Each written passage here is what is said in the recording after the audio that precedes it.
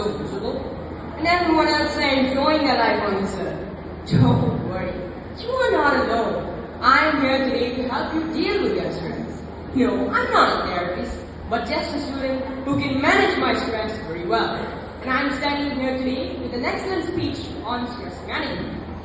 A very good morning to the honorable judges, and timekeeper, and my fellow friends. Ladies and gentlemen, what is stress actually? Some of us use the word stress without even knowing the meaning.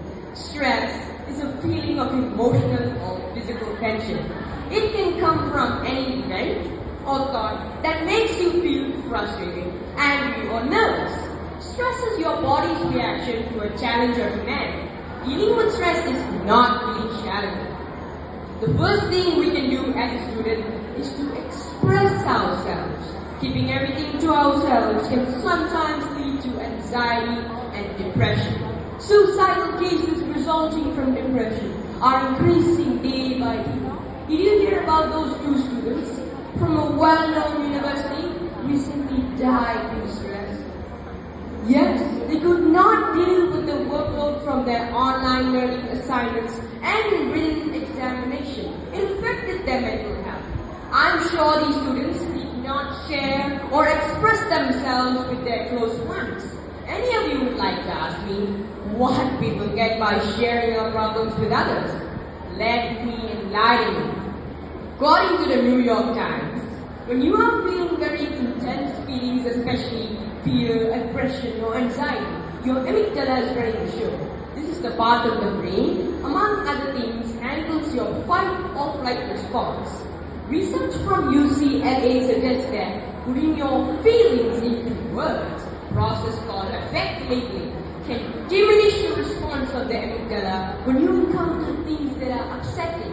This is how, over time, you can become less stressed over something that bothers you.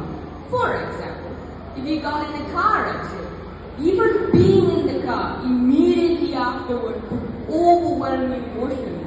But as you talk through your experience, put your feelings into words, and process what happened, you can get back in the car without having the same emotional reaction.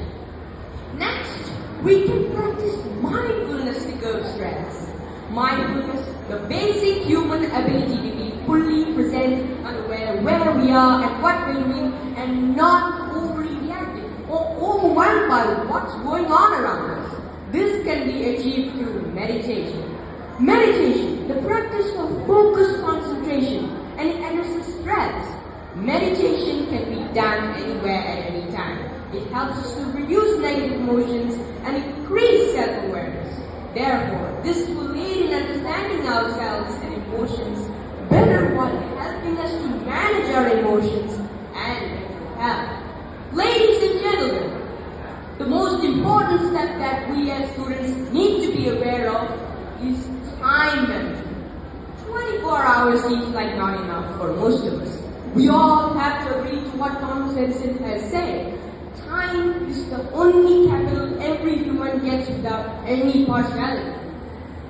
The best thing to begin working on time management is by changing your behaviors and your priorities, because you can never change the time.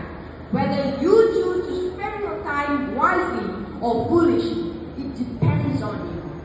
When the time is gone, your work will start piling up and stress will come searching for you. Last but not least, here I would like to stress that healthy eating habit helps a lot in dealing with stress. Some of us, not some, but most of us tend to skip meals when we have extra work to be done. Do you agree with my statement? We will just grab a can of juice and a muffin to be eaten while we're working on tasks that need to be completed. Friends, do you know how unhealthy is that habit? We tend to get addicted to this easy and unhealthy eating habit because it helps us to save time.